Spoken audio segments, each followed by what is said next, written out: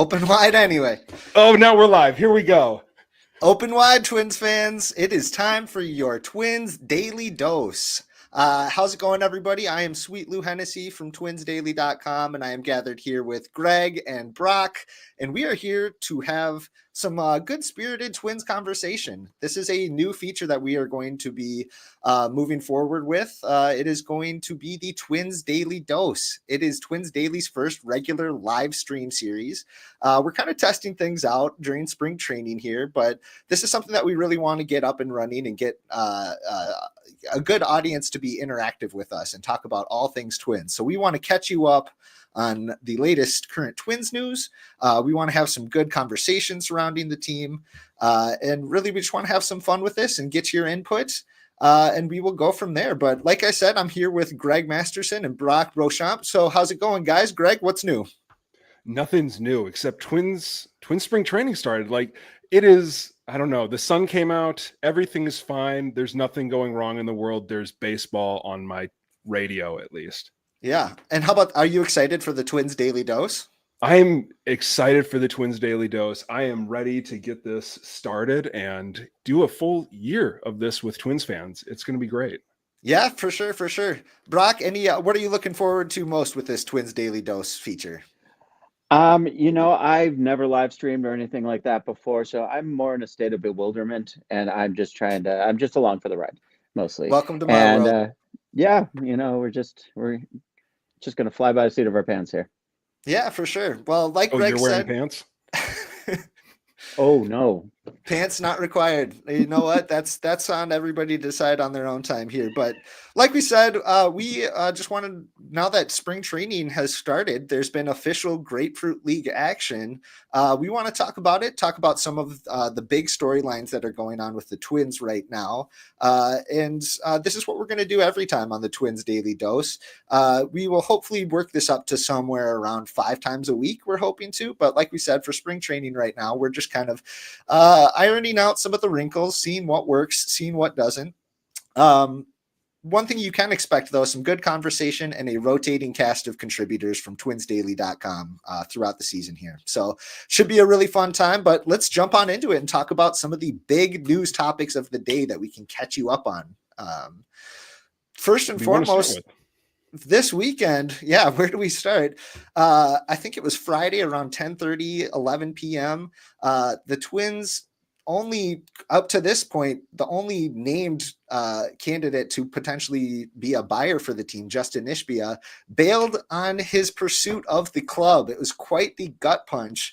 Dan Hayes, along with John Greenberg from The Athletic, had the report out. But it's looking like the Ishbia dream with the Twins, it's over, guys. Justin Ishbia, the billionaire businessman and private investor, has notified the team that he will not continue to pursue ownership of the Twins. And according to John Greenberg, instead, Ishbia will be, quote, buying more shares from other limited partners to increase his existing minority stake in the Chicago White Sox. Ouch. Guys, this was, like I said, it was a pretty big gut punch. To me, it's not something that's going to derail the entire season on, the eve of Grapefruit League action. But what were some of the initial thoughts of this? Greg, what did you think when you saw the news? Well, as a billionaire myself, I understand these processes super well, and I'm super competent and qualified to speak on these matters. Obviously, it's a gut punch. I think that Twins fans were really excited to see what Justin Ishbia might end up being if he were the Twins owner. He would have been one of the richest owners in baseball, which is something that, we don't, the Twins are not like a huge team, and it'd be really interesting to see what they would have been able to do with that sort of money, super involved ownership. Obviously, it's a gut punch. I still think, I don't know. I doubt that we're going to be, months and months and months down the road and still not have any idea what's going on in terms of ownership. But gosh dang it, does it really suck that whatever timeline they were on, they're not on that anymore. Yeah, there are two really big factors to this that make it such a gut punch. One was that we don't know any of the other names that are in Right. this supposedly robust market, which we heard, maybe a month ago that things were progressing. Maybe that was just with Ishbia. Maybe that's what they were talking about when they said there was a robust market and a lot of confidence in a sale. But also just the fact that it's looking like he's going to become the majority owner of the White Sox at some point in probably the not too distant future based on Jerry Reinsdorf and where he is both age wise and just how long he's done this, and that it might be a good opportunity for him to get out soon. Brock, what was the biggest standout there? Well, I mean, there's a few things. It's Justin Ishbia is a pretty young guy. He's late 40s, and he's really making a long-term play here. And I understand why he would pivot to the White Sox because there's so much to be gained from the White Sox. I mean, everything about that organization from top to bottom is a hot mess. Yeah. And so it's going to be 10 years of him rebuilding that franchise, getting a new stadium, modernizing the organization in so many different ways. And it's interesting that he's willing to be under Jerry Reinsdorf for anywhere between, well, maybe they have an agreement, but it could be anywhere from 2 to, 6, 8 years until Reinsdorf passes and he has to play second fiddle. And that's a really interesting choice. And I don't think it says anything bad about the Twins or the Pohlads. No. But the biggest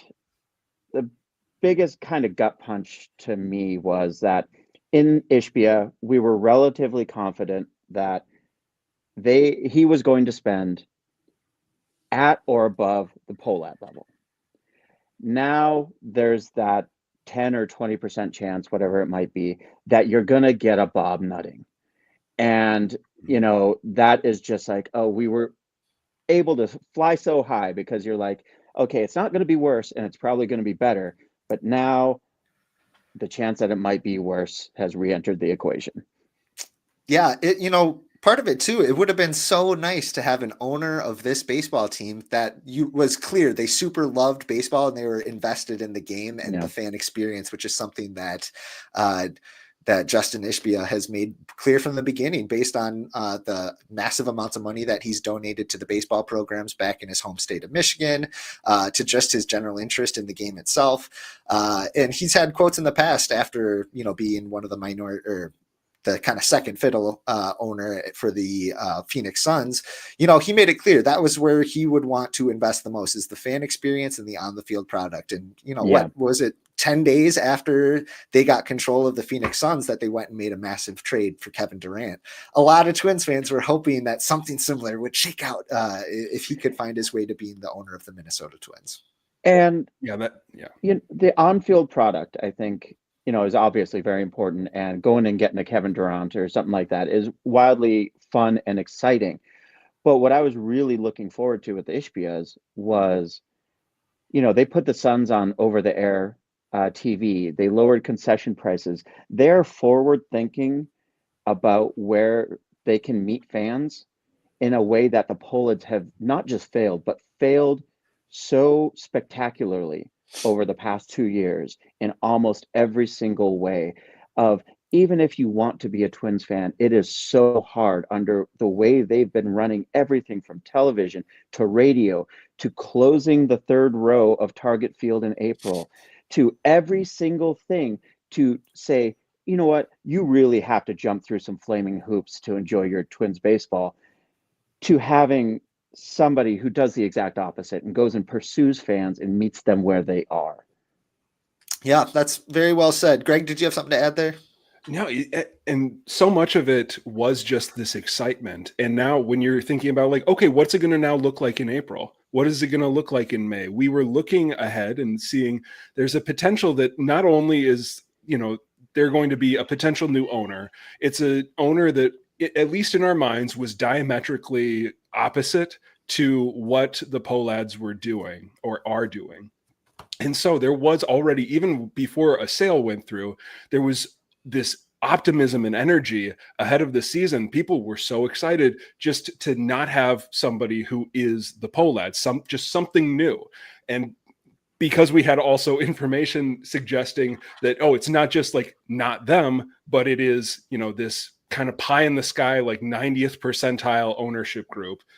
I can't, like, honestly, I don't want to know how many people are going to show up in April, because if the past couple of years has been any indication, people are really fed up with this. And so I don't know, like this is a bummer. This is a bummer all around. Yeah. Well, the last thing we probably need to say about it, at least for tonight, I'm sure we'll have plenty of talk on it in the future here, but where does this leave the Twins? You know, right now it suggests that they're probably back to square one, but we don't know that. You know, this is a team and, you know, they have no benefit in, you know, showing their hand right now by any means. So it's going to be interesting to see how quickly another candidate becomes kind of the favorite, or even if anybody's named, you know, sometime soon here to try to extinguish some of the flames that are bleeding over all of my social media my timeline, it seems like. So we'll see what happens. We'll see we'll see where this leaves us, but for now, why don't we talk about some actual baseball? Let's talk about some actual action. I'm getting too bummed out talking about all this ownership stuff. So the Twins have had a couple of games. We've been able to see little drips, little samples from some of the most intriguing names that are in camp this year. I think we got to start by talking about Zebby Matthews. He started for the Twins yesterday in their first game. His fastball, first of all, was looking fantastic, and that's going to be something that's absolutely key for Zebby Matthews going forward. So yesterday, on Saturday, his fastball maxed out at about 97.4 miles per hour. I think he only had one pitch like that in the entire 50 innings or whatever that he pitched for the Twins last season. And he averaged out at about 96.5. So for the first outing, that's a really good sign that the velocity is already that high up. His four seam, his cutter, and his slider were all averaging 1 to 2 miles per hour, harder than the rates that he showed last year. So Zebby Matthews, you know, right now kind of looks like he's on the outside looking in when it comes to a rotation spot. But this positive outing is exactly what the doctor ordered. If we're talking about the Twins daily dose here, Greg, what is Zebby going to mean to this team, especially in the early going? I mean, how nice is it that he's slotted in at like starting pitcher number 7 right now? Yeah. Probably he's probably almost by default, he's going to be behind Chris Paddock if Chris Paddock is still on this team come opening day. And then, you know, there's probably going to be some nod to seniority for Simeon Woods Richardson. And then you've got David Festa in front of Zebby as well. It's like, gosh, dang it. I mean, they've been working to build up some real depth in previous years where, you know, they start 2023. They started with Bailey Ober and Louis Varland at AAA. And last year they had intended to start with Louis Varland and David Festa at AAA. Like right now, I've not been as confident in like their starting pitcher depth. I don't know, ever. Yeah. Beyond like, and Zebby stepping that up, like there's so much room to get excited about this right now. It's one outing, but sure. Yeah. Yep. And you know it's always interesting. Oh, go ahead, Lou. No, I was just going to say, you mentioned David Festa too. How many years in the 20-aughts, the 20 teens, when we would have killed to see them on the number 2, number 3 starter in the Twins rotation, guys like that, these young top, pitching prospects that are already knocking on the door. But Brock, what do you got for us? Yeah. Well, think about when Barrios came up. Yeah. And, you know, like he was atrocious that first year.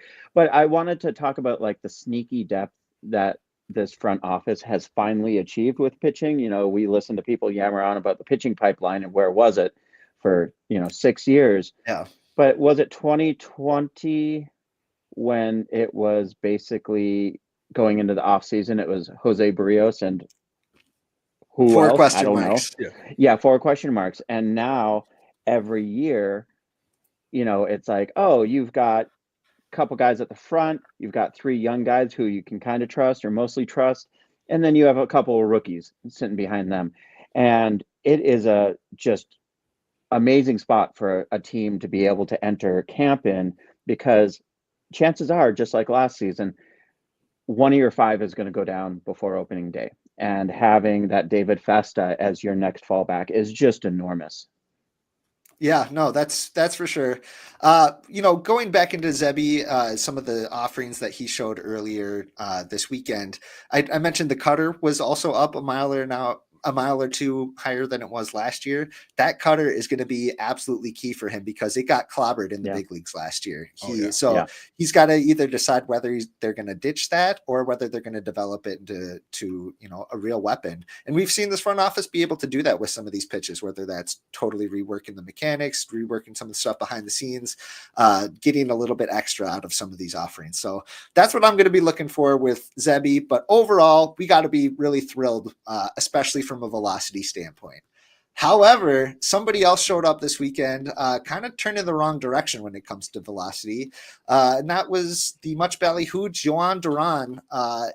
Unfortunately, he was doing exactly the opposite. He only threw 4 fastballs in his outing, which, by the way, was a scoreless inning with a strikeout. But there was too many curveballs. Yeah, too many curveballs, exactly. So it doesn't count. No, but he threw 4 fastballs. He maxed out at 98.9, which is about 2 miles per hour less than what it was at his peak last year. Averaging 98.5 in his outing yesterday. But like I said, that was 4 pitches in his first outing. I can see why there would be some concern because the velocity went down slightly last year and it was clearly a downgrade from the season before. However, he still had a pretty successful campaign in 2024 once he got back on the mound, even if he wasn't, ramping back up to 103, 104 consistently. So I don't know, guys. How worried are you about this velocity downturn for him? Brock, let's start with you. I just want to, I think he entered camp last year in his first game throwing 100. Okay. So I think he's down about 1.5 miles to 2 miles from when he entered camp last year. Okay. And honestly, I have been on the trade Duran ship for a while because I was terrified we would keep seeing these velo drops. He's going to be fine. He's going to be an adequate, maybe good reliever again. But I'm not, first off, it's 4 pitches. Who cares? Right. So let's not put too much, let's not hyperventilate over that. Sure. But it just feels like he is diminishing returns year over year, as so many relievers are. Griffin Jacks is sucking Joan Duran's life force into himself. And he keeps getting stronger every year, and the desiccated corpse of Joan Duran is left. Well, that's a little excessive.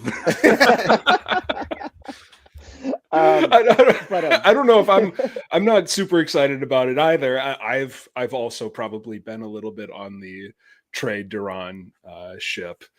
I don't know. I struggled to get too worked up about this in his first outing. However, it's definitely not a good sign.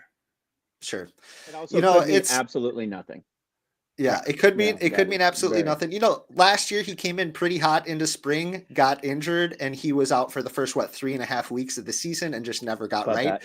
Could it be something that he's not going all out quite yet? I don't know if that's quite how it works with a major league pitcher and throwing fastballs in spring training, but maybe there is something to that of, okay, I'm only throwing 4, I'm not going all out in my first. That's why I never hit 80. I'm just not going all out yet. I'm waiting. It's been 89 years I've been waiting to throw that 83 mile an hour ball. Exactly. Gotta keep something in the tank. And we don't see it happen, often, but with relievers, when velocity goes down when somebody's in their mid 20s, which Duran, I think he's 26 right now, 27, I think, going into his age 27 season. Something like However, that. I look at guys like, I'm going to, Aroldis Chapman, who plenty of words on Aroldis Chapman, but, he's known as a high octane reliever, especially when he first came here. He was pumping 100 plus for the first couple seasons. Then his velocity started going down a little bit once he got into the age 25, 26, 27 season, but then it did back up. So, I'm not saying that because Chapman did it, that Duran's going to be just fine and he's going to have another 12 years on this career where he's a lockdown reliever, but it doesn't have to mean that velocity is just going straight down. It very well could, but I just don't know if it's as automatic as some people are making it out to be. Let's see. Any other last notes we got for that, guys? No, I think I'm good. Yeah, so the last note we have here is just that we're getting kind of our first taste of the ABS system, the automatic ball and strike system, which it seems like players are having a ton of fun with. It sounds like there's a lot of hooting and hollering, and there's some ego into it, especially while they're just kind of getting used to it. But it sounds like Rocco has been telling his guys, get a feel for it. If you have a hunch that the ump got something wrong, now's the time to call it so that we start kind of getting those instincts in tow, because come 2026, this is probably going to be the norm. It's probably coming to the big leagues. Yeah. It's going to be an asset when you can get to actually know who the reliable narrators are, which players you trust to actually call it right. So that'll be really interesting to see. Any notes from that for you guys, or should we keep plowing along here? Yeah, I do think that all season long, guys are going to be, every time that they like strike out looking, they're going to be grumbling about like, I want to challenge that type thing. I don't know. I'm excited by how it's being received by the players. I'm ready for it to go in. Obviously, it's not going to happen this year, no matter how much they love it. I do wonder if there is like going to be sort of a honeymoon hangover effect where they love it for right now, and then 3 weeks from now they're going to decide, actually, I hate this stuff. Maybe I don't want to do this anymore. But for right now, I'm excited that they're embracing it. I think players will ultimately end up embracing it, because I think of the infamous Alex Kirilloff at bat a couple years ago at the Dodgers, where that was one of the worst officiated plate appearances I've ever seen in my life. There was one ball that was down and away that was unhittable, and then a ball up and in that was unhittable. Both were obviously balls, both called as strikes.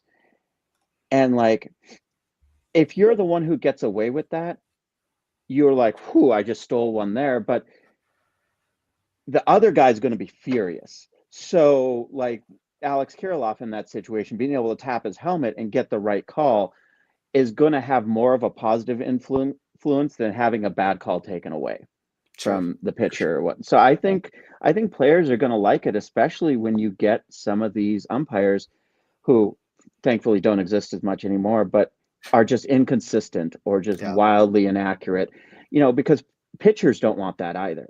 Right. They want, if something's a strike, they want it to be a strike every time. Sure. Yeah. You know who else is going to love this, I think, is the fans in the stadium. I think are going to get a big kick out of this, especially if they can really get it as fast as so far it has been this spring. They tap the helmet, they look up, it takes like 5 seconds, and then you get kind of like the live Hawkeye reading from the radar like they do in tennis. So I think there's going to be some good cheers. I think it's going to be really fun, and we'll see what happens next. But so far, this has been a pretty good time. Anything else before we wrap it up here, guys? No. All right. This is good. Yeah. Well, hey, this was a good first run here.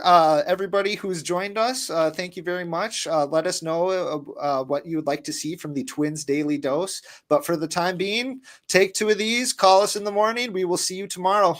Stay sweet, everybody.